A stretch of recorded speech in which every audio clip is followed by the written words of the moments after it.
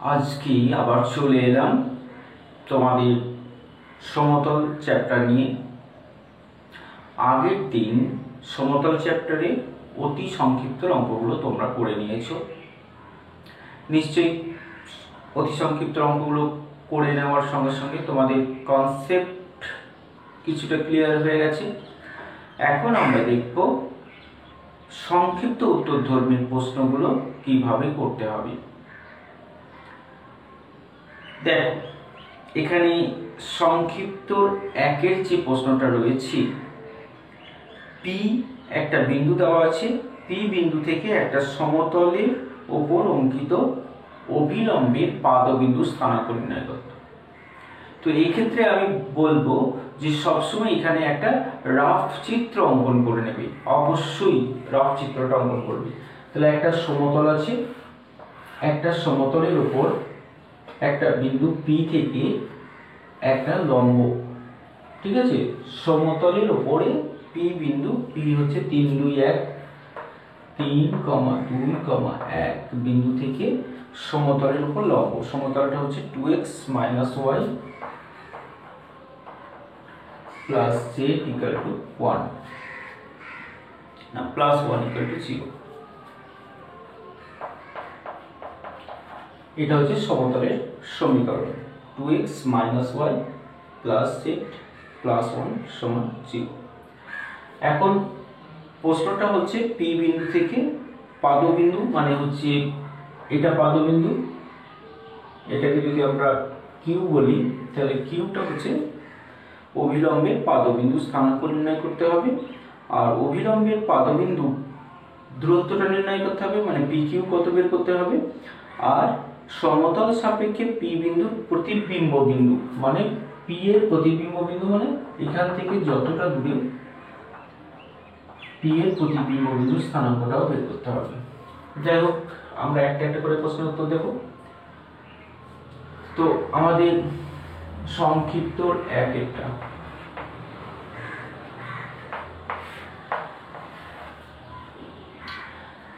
তো সমতলের সমীকরণ হচ্ছে 2x - y plus z plus 1 সমান 0।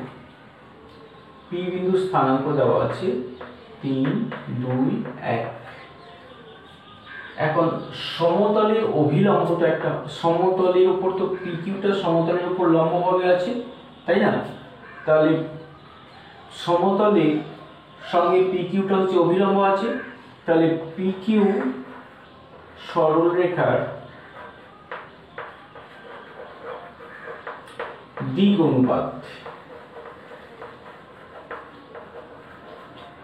মনে আছে সমতলে x, y আর z এর সহগ সেটা কি হয় না, সমতলের উপরে কোনো অভিলম্বের দিক অনুপাত হয়, তাই না?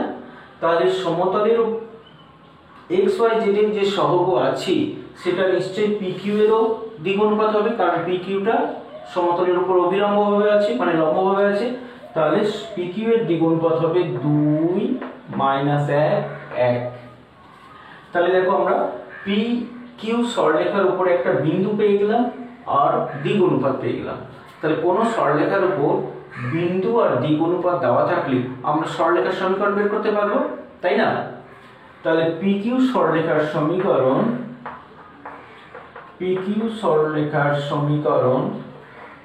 কি হবে না, x - 3/2 সমান y - 2/1 সমান z - 1/1, ঠিক আছে? এখন এটা একটা পি কিউ সরলরেখা, তো এই সরলরেখার উপরে যে কোনো বিন্দু, এই সরলরেখার উপর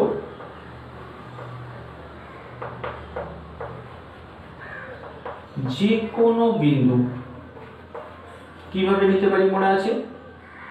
এটাকে যদি আমরা টি ধরি, মনে যদি এটাকে টি ধরি, তাহলে যে কোনো বিন্দু, মানে টি কে যদি প্যারামিটার হিসেবে নিই তাহলে হবে 2t + 3,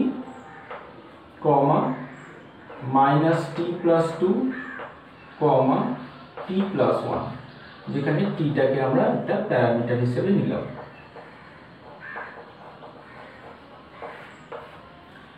তাহলে এটা হচ্ছে যে কোনো একটা বিন্দু। এখন এই বিন্দুটা যদি সমতলের উপরে অবস্থিত হয়, কারণ এটা পি কিউ এর উপর যে কোনো বিন্দু হতে পি পি ড্যাশ এর উপরেও বিন্দু হতে পারে। এখন যে কোনো বিন্দু যেহেতু, তাহলে যদি এটা সমতলের উপর বিন্দুটাও হতে পারে, তাহলে যদি এটা সমতলের উপরে অবস্থিত হয় মানে কিউ বিন্দুটা হয়, তাহলে এই সমতলকে সিদ্ধ করবে, তাই না? তাহলে সেটা আমরা লিখব, যেহেতু এটা যে কোনো বিন্দু তাহলে সেটা সমতলের উপরে অবস্থিত হতে পারে। তাহলে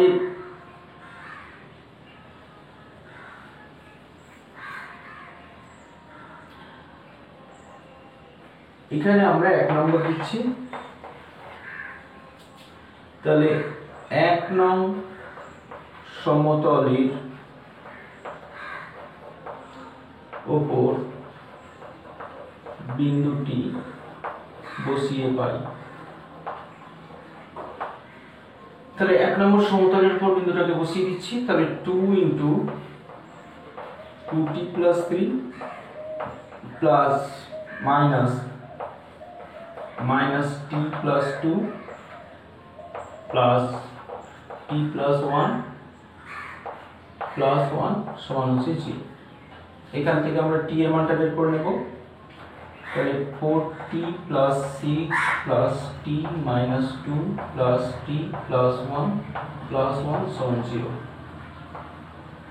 4 5 6 60 সমান হচ্ছে 6 থেকে 2 বাদ গেল 4 4 5 6, তাহলে -6। তাহলে t হচ্ছে -1। তার মানে যদি বিন্দুটা সমতলের উপর অবস্থিত হয় তাহলে t এর মান হবে -1। অতএব তাহলে t এর মান যখনই আমরা পেয়ে গেলাম তাহলে পাদবিন্দু স্থানাঙ্ক পেয়ে যাব। অতএব পাদবিন্দু q মানে লম্বের পাদবিন্দু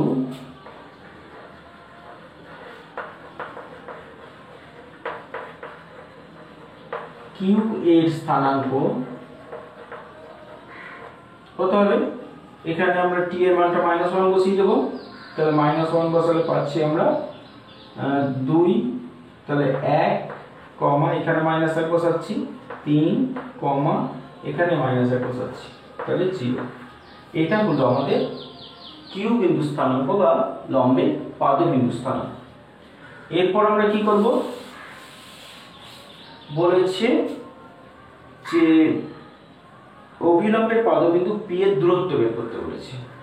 তার মানে pq এর দূরত্ব, তাহলে pq সমান হচ্ছে √3 - 1 এর হোল স্কয়ার প্লাস 2 - 3 এর whole square plus 1 - 0 whole square.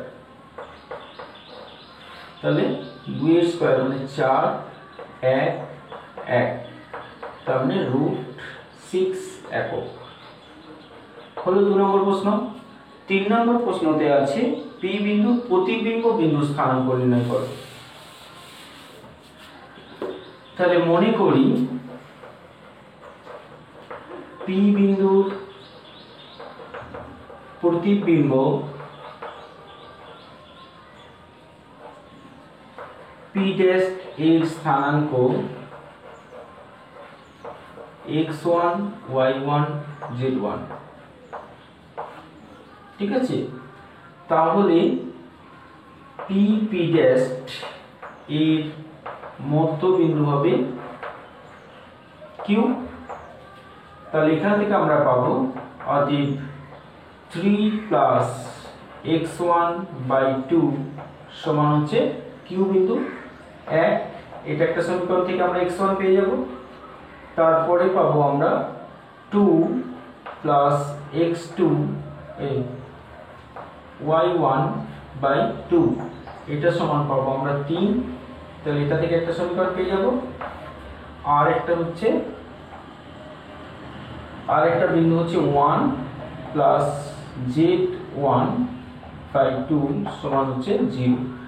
তাহলে এখান থেকে আমরা x1 এর মান পাবো 2 - 3 - 1, y1 এর মান পাবো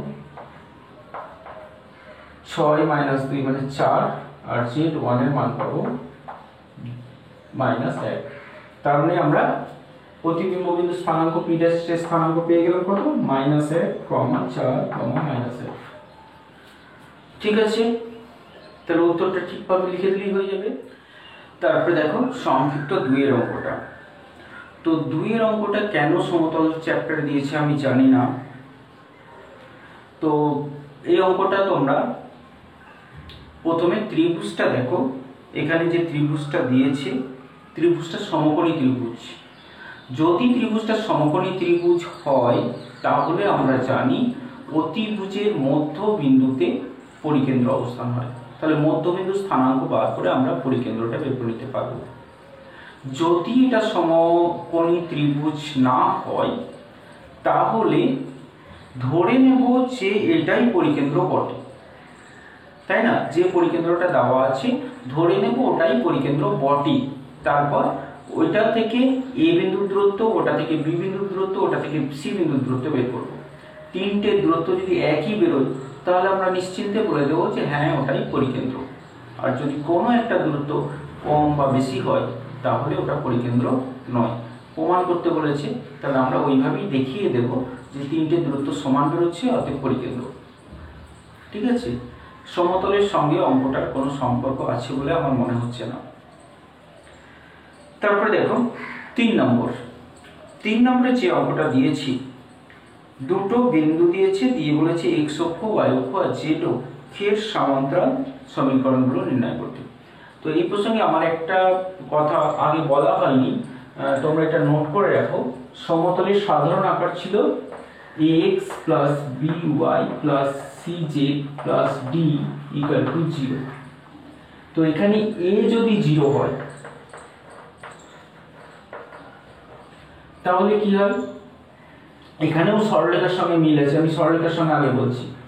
ax plus by plus c equal to 0। a যদি 0 হয় এটা হচ্ছে একটা 2D এর একটা সরলরেখার সমীকরণ, 2D সরলরেখার সমীকরণ। ঠিক আছে, সাধারণ আকার। a যদি 0 হয় তাহলে কি হয়? y অক্ষের সমান্তরাল হয়, সরলরেখাটা y অক্ষের সমান্তরাল হয়। b যদি 0 হয় তাহলে কি হয়? x অক্ষের সমান্তরাল হয়। c যদি 0 হয় তাহলে কি হয়? সরলরেখাটা মূল বিন্দুগামী হয়। ঠিক আছে, এগুলো নোট করো। এটা হচ্ছে 2D সরলরেখা বললাম। এখানে আমরা 3D সমতল,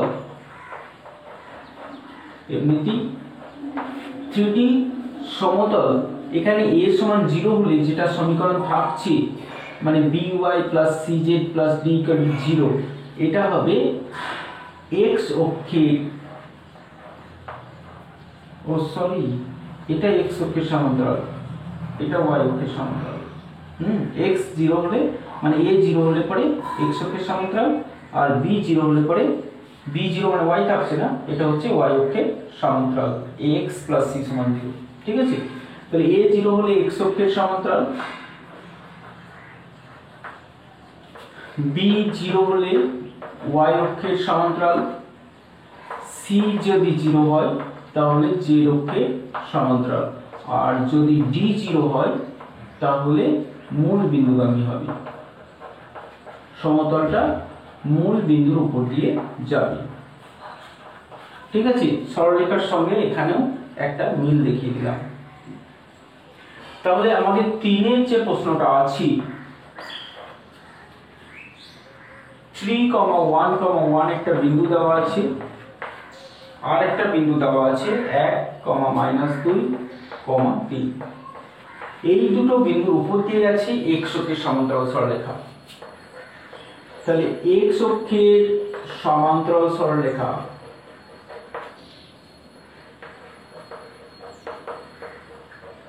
কি হবে না by plus cz plus d equal to 0। তাহলে এটা হলো x অক্ষের সমান্তরাল সরলরেখা। তো এখানে দেখো b c d তিনটা আননোন নাম্বার আছে, আমরা দুটো বিন্দু বসালে তো দুটো সমীকরণ পাবো, তো দুটো সমীকরণ থেকে তিনটে আননোন নাম্বারকে সমাধান করা যায় না। তো এখানে একটা সরলরেখার সমীকরণে দুটো আননোন নাম্বার থাকে, কিন্তু যখন আমরা সাধারণ আকারে লিখি তখন x plus by plus c সমান 0, মানে 3টে আননোন দিয়ে লেখা হয়। অ্যাকচুয়ালি সরলরেখাতে কিন্তু দুটো আননোন থাকার কথা, এখানেও তাই। তো এখানে আমরা কি করব, এটা যদি আমরা উভয় পক্ষকে d দিয়ে ভাগ করে নিই তাহলে আকারটা হয়ে যাবে কি রকম, b/dy প্লাস c/dz প্লাস 1 সমান 0। তাহলে এটাও x অক্ষের সমান্তরাল সরলরেখার সমীকরণ, এটা বটে, ঠিক আছে। এখন b/d এর জায়গায় যদি আমরা সরল আকার নিই, মানে b/d কে যদি আমরা একটা সংখ্যা ধরে নিই তাহলে সমীকরণটা কি রকম দাঁড়াবে, যে ay plus bz plus 1 equal to 0, এরকম আকারের সমীকরণ দাঁড়াবে। সেই জন্য x অক্ষের সমান্তরাল সরলরেখা যখন আমরা লিখব, x অক্ষের সমান্তরাল সরলরেখা যখন লিখব তখন আর d টাকে নেব না, তো d এর জায়গায় আমরা 1 বসিয়ে নেব, মানে উভয় পক্ষকে d দিয়ে ভাগ করেই আমরা লিখব। তাহলে x অক্ষের সমান্তরাল সরলরেখা লিখলাম by প্লাস cj প্লাস 1 সমান 0। তাহলে এটাই তোমরা লিখবে সরাসরি, ঠিক আছে। এবার আমরা লিখব ইহা 3 1 1 ও 1 -2 3 বিন্দুগামী, ঠিক আছে। তাহলে আমরা 3 1 1 বসাবো, 3 বসানোর তো কোনো জায়গা নেই কারণ এখানে x নেই, তাহলে সমীকরণটা 3 না বসিয়ে আমরা y এর জায়গায় 1 আর z এর জায়গাতে 1 বসাবো। তাহলে b প্লাস c প্লাস 1 সমান হচ্ছে 0। এটা তাহলে হলো 1 নম্বর সমীকরণ। 2 নম্বর এটা আমরা বসাচ্ছি, তাহলে এখানে পাবো আমরা -2b plus 3c plus 1 equal to 0। এটা 2 নম্বর সমীকরণ। এখন এই দুটোকে সমাধান করতে হবে। তাহলে আমরা 1 নম্বরকে 2 দিয়ে গুণ করে নিচ্ছি, তাহলে 1 নম্বরকে 2 দিয়ে গুণ করে পাচ্ছি 2b plus 2c plus equal to 0 আর -2b plus 3c plus 1 equal to 0। সমাধান করে পাবো, এটা কেটে যাচ্ছে, ও সরি যোগ করতে পাবো আমরা। তাহলে যোগ করে যেটা পাচ্ছি 5c ইকুয়াল টু হচ্ছে -3, তাহলে c ইকুয়াল টু হচ্ছে -3/5। তাহলে c টা পেলাম। এখন আমরা 1 নম্বর থেকে b টাকে বার করব। তাহলে 1 নং থেকে b ইকুয়াল টু কত হবে, b ইকুয়াল টু হবে -1 প্লাস 3/5, তার মানে -5 -2/5। তাহলে আমরা bc পেয়ে গেলাম। দেখো এখানে d দিয়ে আমরা ভাগ করে নিয়েছিলাম, তো d এর মানগুলো আমরা ভগ্নাংশ আকারে পেয়ে গেছি, b আর c এর মান। ভগ্নাংশ নাও পেতে পারতাম, যাই হোক আমরা তাহলে x অক্ষের সমান্তরাল সরলরেখা, x অক্ষের সমান্তরাল সরলরেখা কি হবে, এখানে মানগুলো বসিয়ে দেব। তাহলে -2/5 y প্লাস -3/5 z প্লাস 1 সমান 0। তার মানে একটু সরল করে লিখতে হবে 2y প্লাস 3z -5 সমান, এটা হলো x অক্ষের সমান্তরাল সরলরেখার সমীকরণ। ঠিক একইভাবে আমরা y অক্ষের সমান্তরাল সরলরেখার সমীকরণ কি ধরবো, y অক্ষের সমান্তরাল সরলরেখার সমীকরণে b টা 0 হবে, তাহলে আমরা ধরবো ax plus cz plus 1 equal to 0। ওখান থেকে আমরা একই পদ্ধতিতে বিন্দু দুটোকে বসিয়ে দুটো সমীকরণ বের করে সমাধান করে y অক্ষের সমান্তরাল বার করতে পারবো, আর z অক্ষের সমান্তরালটাও আমরা ওইভাবেই বের করব, ঠিক আছে। তারপরে দেখো চারেরটা কি করেছে, বলেছে মূল বিন্দু থেকে একটা সমতলের উপর লম্বের পাদবিন্দুটা বলে দিয়েছে। ভাবো তাহলে দুটো বিন্দু শুধু বলে দিল, একটু যদি আমরা ভেবে দেখি তাহলেই কিন্তু অঙ্কগুলো করতে পারবো। আমাদের ভাবনাটাকে একটু পরিবর্তন করতে হবে, ভাবনাটাকে একটু বদলাতে হবে। আমরা যদি একটু আলাদাভাবে ভাবতে পারি তাহলেই কিন্তু অঙ্কগুলো আমরা করে নিতে পারবো। তো প্রথমে আমরা একটা ছবি দিয়ে বোঝার চেষ্টা করব যে কি বলতে চেয়েছি। তাহলে একটা মূল বিন্দু 0 0 0 এটা দেওয়া আছে, আর একটা সমতলের উপর লম্ব বলে দিয়েছি। তাহলে এইখান থেকে আমরা সমতলের উপর একটা লম্ব টেনে নিলাম, ঠিক আছে, এটা পি। তো এই পি বিন্দুর স্থানাঙ্কটাও কিন্তু দেওয়া আছে 2, 3, -1। প্রথমে এইটা করবে, কিন্তু ছবি একজন ছাত্র বা ছাত্রী বা যে কোনো লোকে বা মানুষের একটা লেখার থেকে একটা ছবি 100 গুণ বেশি মনে থাকে। সেই জন্য আমরা যখন ছবি এঁকে করছি মানে আমাদের কনসেপ্ট ক্লিয়ার, আর কনসেপ্ট ক্লিয়ার না থাকলে ওই 1 ঘন্টা পরে মনে থাকবে, আর কনসেপ্ট ক্লিয়ার হয়ে গেলে ওটাই 100 ঘন্টা মনে থাকবে। সেই জন্য কনসেপ্টটা সবসময় ক্লিয়ার রাখবো, ঠিক আছে। তাহলে মূল বিন্দু থেকে সমতলের উপর লম্বের পাদবিন্দু মানে পি বিন্দু স্থানাঙ্কটা দেওয়া আছে। আমাদের এই সমতলের সমীকরণটা বের করতে হবে। ভাবো, তাহলে সমতলের সমীকরণ বের করতে গেলে কি কি চাই, এইভাবে ভাবতে হবে যে সমতলের সমীকরণ তো বের করব, তাহলে সমতলের সমীকরণ বের করতে গেলে আমার কি কি চাই, কি কি চাই? একটা বিন্দু চাই, আর সমতলের অভিলম্বের দিক অনুপাত চাই, তাই না? এইভাবে ভাবতে হবে, ভাবনাটাকে পাল্টিয়ে নিতে হবে। তাহলে সমতলের উপর একটা বিন্দু চাই আর সমতলের অভিলম্বের দিক অনুপাত চাই। এই প্রশ্নটা যখনই আমার মনের মধ্যে চলে আসবে, আমার কি চাই, এই কি চাই জিনিসটা যখনই আমি খুঁজে নিতে পারবো যে সমতলের সমীকরণটা আমাকে বের করতে হবে, কিন্তু এই সমতলের সমীকরণ বের করতে গেলে আমার কি দরকার, কি প্রয়োজনটা কি, যে কি দেওয়া থাকলে আমি সমতলের সমীকরণ বের করতে পারবো। তো এখানে যখনই আমি এইটা ভাববো, প্রশ্নটা যখনই আসবে, তখন উত্তরটা আমরা খুঁজবো।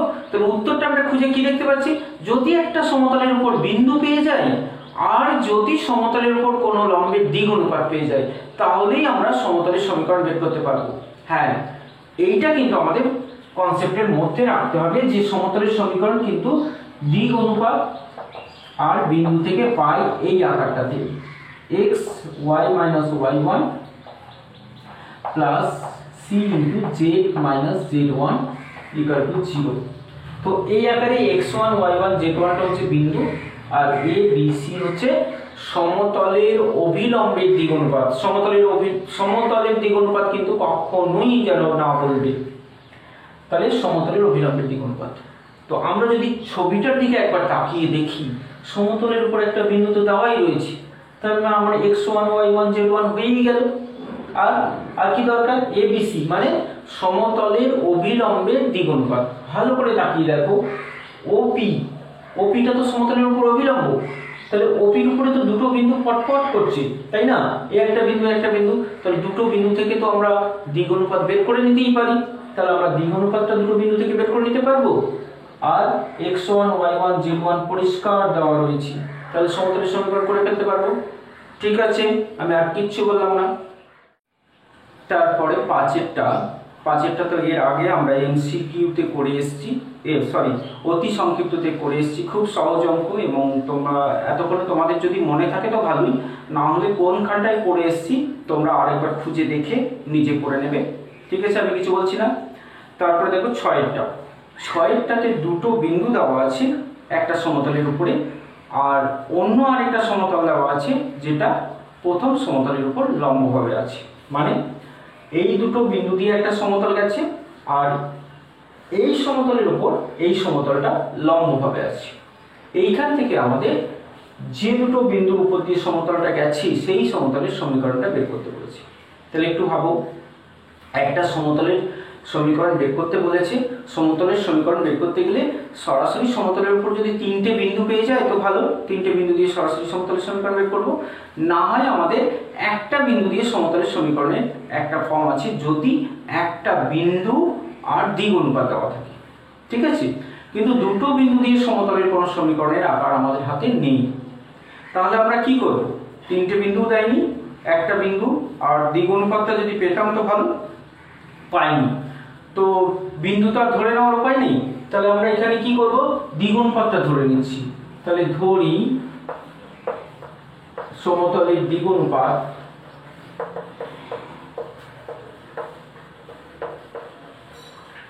a b c। ঠিক আছে, তাহলে সমতলের সমীকরণটাও আমরা ধরে পেয়ে যাব। তাহলে অতএব সমতলের সমীকরণ কি হবে না, a ×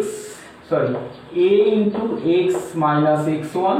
x1 তো দেওয়া আছে, এখানে আমি দুটো বিন্দু দেওয়া আছে, যে কোনো একটা বিন্দু নিতে পারি। ঠিক আছে, আমরা প্রথম বিন্দুটাই নিচ্ছি, তাহলে x - 1 plus b × Y minus one plus C into কি না জেড মাইনাস টু সমান হচ্ছে জিরো। ঠিক আছে, এবার এই যে সমতলটা আমরা পেলাম, এই সমতলের উপরেই তো এই বিন্দুটাও আছে, তাই না? তাহলে আমরা লিখতে পারি যে 2, 4, 3 বিন্দুগামী সমতলটা। তাহলে সমতলটা হচ্ছে এই বিন্দুগামী। তাহলে এটা আমরা সমতলের উপর বসাবো। সমতলের উপর বসানো মানে আমরা জানি x এর উপর 2 বসাতে হবে, y এর উপর 4 আর z এর উপর 3 বসাতে হবে। তাহলে আমরা পাবো a ইন্টু 2 মাইনাস 1 মানে 1 plus b into 3 plus c into 1 সমান 0 বা a plus 3b plus c সমান হচ্ছে 0। এটা একটা সমীকরণ। এখন আর একটা abc দিয়ে যদি আমরা ইকুয়েশন বের করে নিতে পারি তাহলে আমরা abc রেশিও পেয়ে যাবো। এটা সমাধান করতে হয় না? সমাধান করতে হলে তিনটে আননোনে তিনটে ইকুয়েশন দরকার হয়, কিন্তু আমাদের এখানে সমাধান নয়, abc রেশিও চাই। সেই জন্য আর একটা ইকুয়েশন abc দিয়ে বের করলেই কিন্তু আমাদের হয়ে যাবে। তো সেটা কোথা থেকে পাবো? এইটার উপরে যে লম্ব, এটাকে তো কোনো কাজে এখনো লাগাইনি, তাহলে এটার উপরে লম্বটাকে আমরা লাগালেই কিন্তু আর একটা ইকুয়েশন আমরা পেয়ে যাব। তাহলে এর জন্য আমরা লিখছি এটা 1 নম্বর সমতল, এটা পেলাম আমরা 2 নম্বর সমতল, এই ইকুয়েশনটা পেলাম আমরা 3 নম্বর ইকুয়েশন। ঠিক আছে, এবার আমরা লিখব 1 নং ও 2 নং সমতল পরস্পর লম্ব। পরস্পর লম্ব তাহলে কি হবে? তাহলে এর দ্বিগুণপাত আর এর দ্বিগুণপাতের গুণফল, এর যোগফলটা 0 হবে। তাহলে 1 ইন্টু a মানে a minus 3b plus 7c equal to 0। এর দ্বিগুণপাত হচ্ছে 1 মাইনাস 3 7 আর এর দ্বিগুণপাত হচ্ছে abc, তাহলে এদের গুণফলের যোগফলটা হচ্ছে 0। ঠিক আছে, তাহলে এটাতে আমরা পেলাম 4 নম্বর। আর 3 নম্বরটা এখানে আরেকবার লিখে দিচ্ছি, plus 3b plus c equal to 0। এটা হচ্ছে 3 নম্বর। তো এইগুলো থেকে রেশিও আমরা বার করতে জানি, এর আগে অনেকবার করেছি, মাইনাস b বাই এটা আর c বাই এটা। এটা বজ্র গুণন পদ্ধতি নাম, কিন্তু এত বজ্র শব্দটার সঙ্গে খুব একটা ভয় ভয় ভাব আছে, সেই জন্য আমরা বজ্র গুণন বলবো না, আমরা বলবো কোনাকুনি গুণ করে নিচ্ছি। ঠিক আছে, তাহলে কোনাকুনি গুণ করে নিচ্ছি। তাহলে এটাকে বাদ দিয়ে আমরা কোনাকুনি গুণ করছি, তাহলে এখানে তো 1 আছে, তাহলে মাইনাস 3 মাইনাস এই কোণটার গুণ 21। ঠিক আছে, এটাকে বাদ দিলাম, তাহলে 1 আর 1 1 মাইনাস 7 1 7 হলো। এটাকে বাদ দিলাম, তাহলে 3 1 3 মাইনাস মাইনাস 3, তাহলে মাইনাস মাইনাসে প্লাস 3 হয়ে গেল। তাহলে a বাই মাইনাস 24 সমান b বাই 6, মাইনাস মাইনাস কেটে গেল, c বাই 6। ঠিক আছে, 6 দিয়ে ভাগ হচ্ছে, এটা রেশিও বলেছি, তাহলে আমরা এটা লিখতে পারবো a বাই মাইনাস 4 সমান b বাই 1 সমান c বাই 1। তার মানে যে নতুন সমতলটা আমাদের বের করতে বলেছে তার দ্বিগুণপাত হচ্ছে -4 1 1 হলো। তাহলে এবার আমরা সমতলের সমীকরণটা পেয়ে যাব। অতএব সমতলের সমীকরণ আমরা এই 2 নম্বরের মানটা বসিয়ে দিলেই হয়ে যাবে। তাহলে 2 নম্বর a থেকে পাই সমতলের সমীকরণ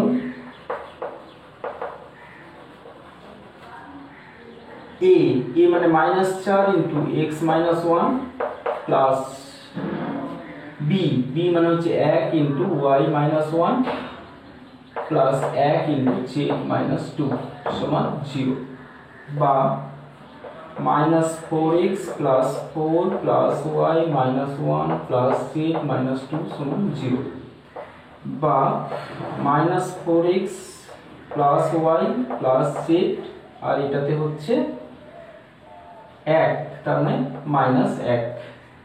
তাহলে মাইনাস দিয়ে আমরা যদি ভাগ করে নিই, -1 দিয়ে যদি ভাগ করে নিই তাহলে হবে 4x y - z = 1। তাহলে এটাই আমাদের নির্ণয় সমতলের সমীকরণ। ঠিক আছে। তারপরে সাতেরটা নিশ্চয়ই বুঝতে পেরেছো, 6-এর মতোই হবে, নতুন করে বলার কিছু নেই। 8এরটা আমি একটু হিন্টস দিয়ে দিচ্ছি, তোমরা এটা নিজেরাই করতে পারবে। 8এরটা দেখো, একটু ভাবতে হবে, তোমাদেরকেও ভাবতে হবে, কিন্তু তোমাদের না ভাবলে হবে না। একটু যদি আমরা ভেবে দেখি, এইভাবে ভাবো, আমি ভাবনাটাকে ধরিয়ে দিচ্ছি, তোমরা সেই ভাবনাটাকে শেষ করবে। কেমন? 8এরটা দেখো, একটা বিন্দু দেওয়া আছে, এবার বলেছে যে অন্য দুটো সমতলের সবারই সঙ্গে দুজনের সাথেই লম্ব, তার মানে একটা এমন সমতলের সমীকরণ আমাকে বের করতে বলেছে যেটা অন্য দুটো সমতলের প্রত্যেকের সঙ্গেই লম্ব। তার মানে একটা বিন্দু তো দেওয়া আছে, তাহলে আমরা যদি যে বিন্দুটা দেওয়া আছে সমতলের উপরেই, ওই সমতলটার দ্বিগুণফল যদি এবিসি নিয়ে নিন, তাহলে আমাদের তো শুধু এবিসি রেশিওটা পেলেই হবে। এবিসির মানও চাইলে এবিসি রেশিওটা চাই, ঠিক আছে।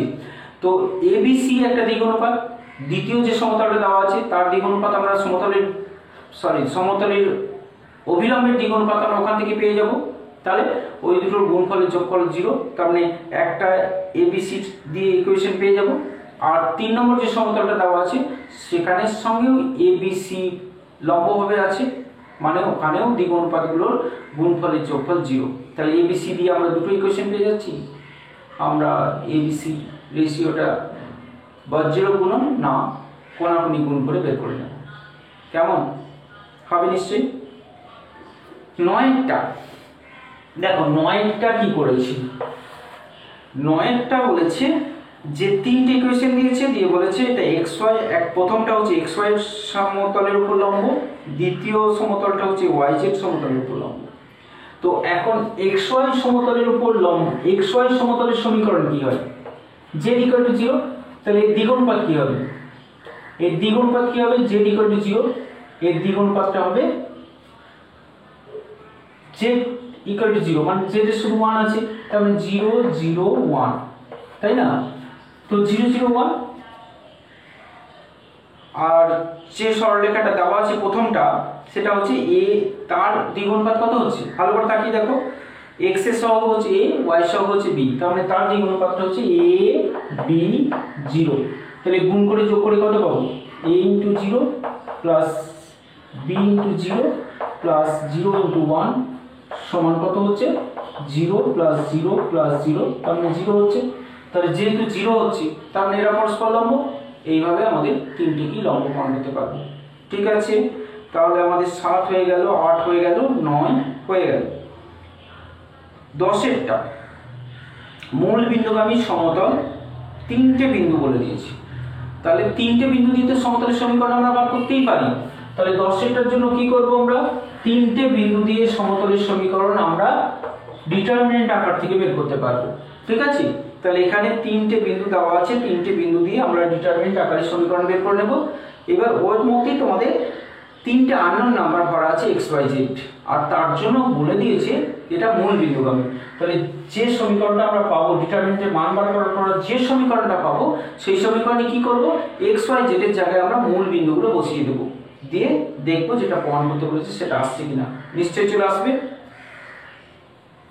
বলছি 10এরটাতে দেখো, যে 3টে বিন্দুখানে দেওয়া আছে ওই 3টে বিন্দুর মধ্যে x y z কে আননোন হিসেবে রেখে দিয়েছি। তাহলে x y z কে যদি আননোন হিসেবে রাখি, তো আমাদের তাহলে x সমীকরণটা তো x - x1 এরকম লিখতে হয়। এখানে x1টাকে ওরা x বলেছে, তাহলে ভ্যারিয়েবলটাকে এখানে আমরা 10এর অঙ্কটাতে ভ্যারিয়েবল 3টেকে আমরা capital X, capital Y, capital Z ধরবো। 3টে ভ্যারিয়েবল কি?